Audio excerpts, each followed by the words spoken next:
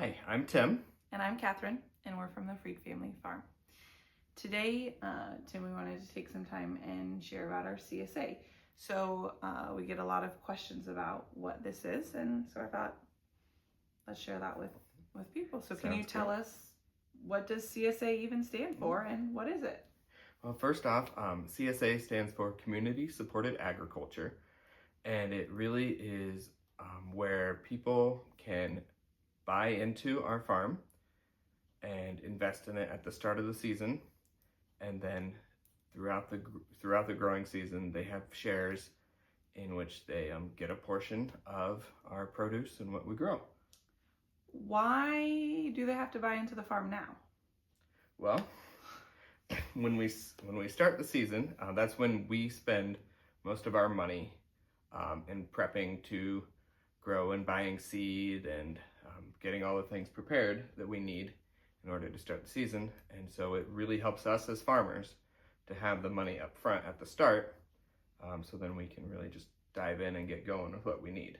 Yeah, some of our big expenses are seeds and soil and like trays and pots, but also irrigation. Yep. And we're looking to add irrigation this year, and so getting our members to sign up early and join earlier helps us have the funds that we need in order to get the garden started, so then we can really have a good growing season, going to a good start. You don't have irrigation at your garden yet? No. So we've worked the last few years without it, and actually driving water to our garden, and so this year we're excited to work on adding that in, but we do need to make sure that we have some of the money for it to go. Who maybe should consider joining a CSA? Well, it really anybody, but anybody in the area who is really thinking about eating healthy, people who are looking for a more convenient way to get their fruits and veggies, and also people who are just interested in investing in some farmers, investing in us as a local small business, and people who just really want to see some of that community thrive there too. Awesome. How will members receive their produce? Okay, well, that's a good question. This year we have two options. First off, we'll have a pickup. People will come to a spot here in town and be able to pick up their produce. We'll do a regular time, regular day, regular time, and they will be able to come during that time and pick it up. We'll send out email reminders or texts or whatever we need to. Also, for just a little bit more money, we'll deliver it to you here in town, and we can do that too. It'd be the same time frame as the pickup, and we can be a little bit flexible. We're small enough that if you're like, well, the time that we say doesn't work, let us know. We'll work to be flexible with you. Yeah, we're not a huge production yet, so we do want to be able to flex with our members and what works with them better. Yeah. When does the CSA start? So if people are investing in your farm now, when will they start to expect produce? That's a question we get quite a bit. And again, as being a little bit smaller, we are more dependent on things like weather and when we can get started with planting, and things like that. And so we don't have a set, this is when we're starting date. But last year we started, it was mid-May is when we got our first delivery out, and we kind of went from there. And when we started, because it's still starting, we don't have as much going yet, and so our bags of produce were a bit smaller at the start. But yeah, we started about mid-May with some smaller bags, and then as the season goes on, our bags got a little bit bigger and a little bit bigger, and we did more regular. We started every other week is kind of how we started last year, and probably this year too. And then as we have more produce, it becomes weekly again. We've had people asking like what might be examples of what they could receive throughout the season. Yeah, that's a great question. I have here just a record of what some of our bags look like and what we did. And so, like a June bag had lettuce, peas, we had cherries that time, and cauliflower. So just not too much stuff, but it was a little bit, oh kitty, to kind of get you started. And then it got bigger. Let's see. July bag we had some sweet corn, which we had actually purchased from another local farmer. We didn't grow ourselves. We don't grow our own sweet corn. And then turnips, beets, and we had radish pods in that one. And so part of it is trying some new things. We grow a lot of the traditional stuff you think of from a grocery store, but we also grow some things that maybe you haven't heard of, or maybe you knew that other people grow in gardens, but you haven't tried yourself. And I think that that's part of the fun of it. Yeah, and one of the things is we're really aware that not everybody knows exactly what to do with all of the produce that we're growing. So we try and to include like a recipe or instructions or coaching for how can you use the produce in your bag. And I think that's one of the things that makes our CSA unique, and that I want to make sure that we work to do well is helping our members use the produce that they're getting. Yeah. And something that I've heard a complaint about CSAs in general sometimes is, you just get a whole bunch of produce dumped off and you don't know how to use it, and a lot goes to waste. And we try to, that's part of why our bags, our shares aren't as big as maybe some other CSAs in that regard, because we don't want to overwhelm you. And then also, including lots of, including recipes and how do I use this. And sometimes we write the recipes, sometimes we just give a link to a recipe that we found, or something that we've used. Why don't you go ahead and share just a few more from later in the season? Yeah, let's see, a little bit later in the summer, our tomatoes started coming. And so an August order included zucchini, some snacking tomatoes, cucumbers, celery, broccoli, and then green beans, and a larger tomato. And then, so you can see that that's quite a bit bigger, more of a list there, and more things in the bag as we kept going. And that's kind of a traditional one there. Let's see.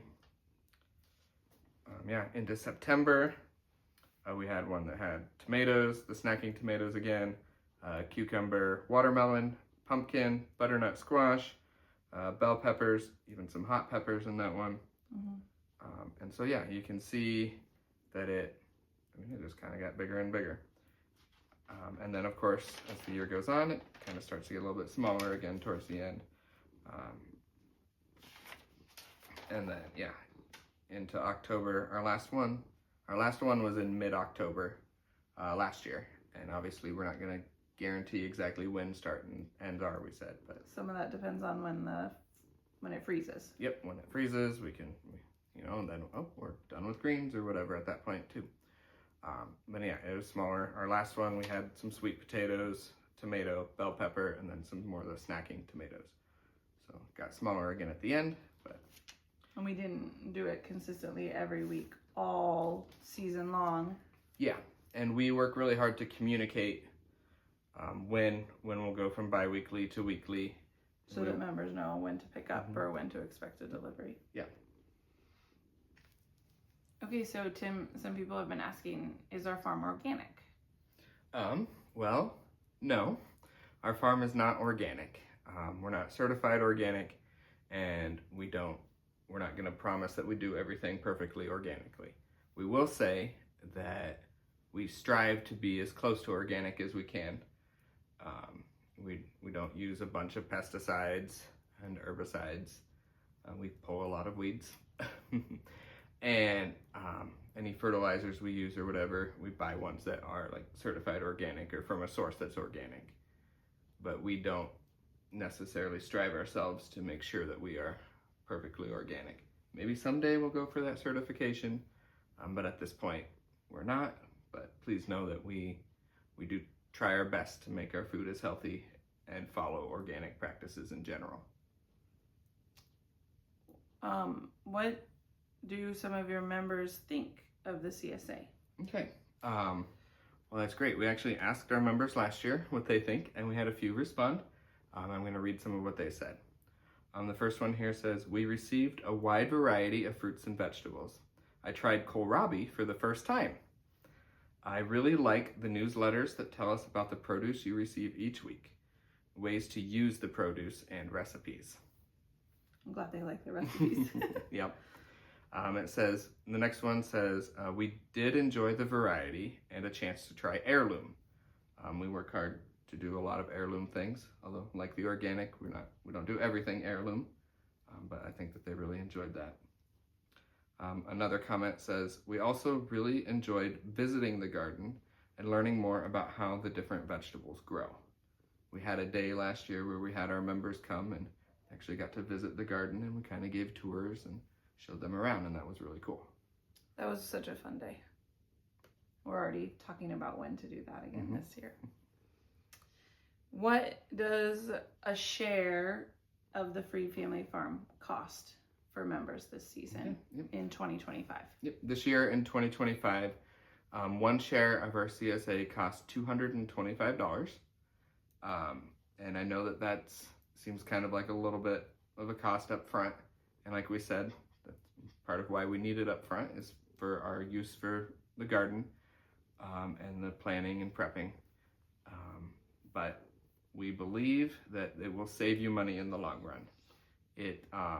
Last year we provided $249 worth of produce to all of our members, and so we're not able to guarantee exactly how much. There's no guarantee in farming. Yep, there's no guarantee into exactly how much it'll be, but we definitely try our best to provide your money's worth plus for joining the CSA. Also with the delivery option, if you choose that, that'd be just another $20 more. And that covers that covers each share. Yep. Throughout the whole season being delivered. Yep. So you pay the $20 up front, just like the $225 for the membership, and that covers you for the rest of the year. No more cost there. I had something more.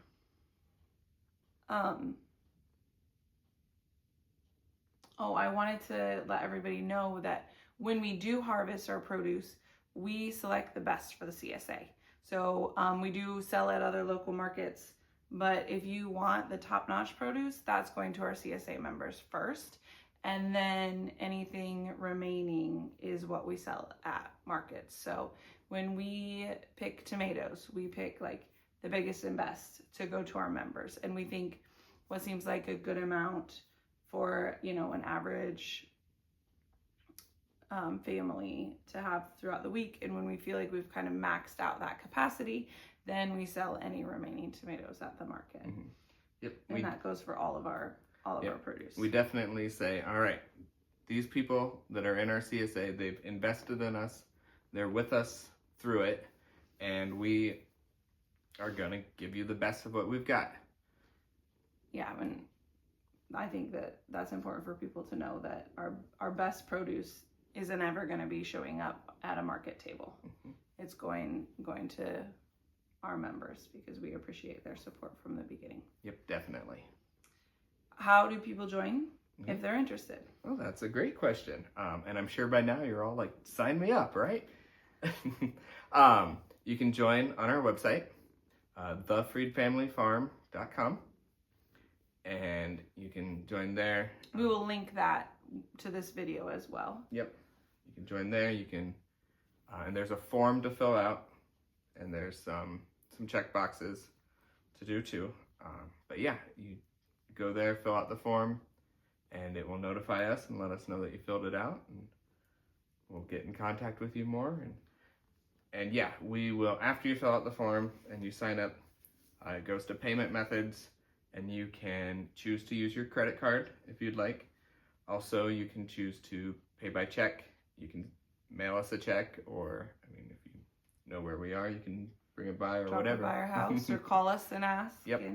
And paying by check, actually, we get a little bit more money from it because then we don't have to pay credit card fees or whatever, which we cover. You don't have to pay any more for credit card fees. It doesn't impact you, the price at all, but it does maybe help us a little bit if you pay by check or cash. And then, and after you sign up and figure that out, we will let you know, and we'll be in communication later about when the shares will be exactly and what we'll be doing exactly as far as timing.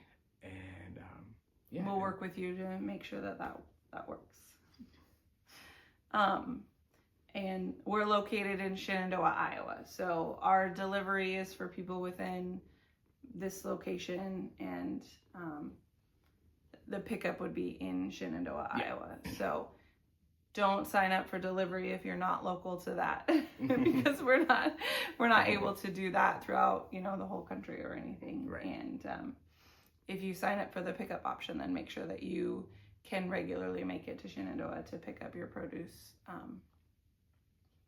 throughout the summer. And any questions or comments, feel free to let us know. You can comment on the video, you can comment on our Facebook, or you can shoot us an email. And our email and phone number is all provided on our website. Yep. So, any last thoughts? Oh, I had something. We do have a limit. Like, we're a small farm, and so we will limit the number of members to our CSA. So that's one of the advantages. We don't have a date that we would close membership. I feel like I need to sneeze. We don't have a date that we would close our membership, but we will close if we have enough members, and we don't want to take more people than we feel like we can provide for. Yep. So that's one of the advantages of signing up early and being one of the early members, is you've got your spot locked in for the season. Sounds great. All right. Well, hopefully we gave you some good information to help you know and decide if you want to join or not. Let us know. And if you have other questions, please reach out. All right. Thank you so much. Yep. Thank you. Bye.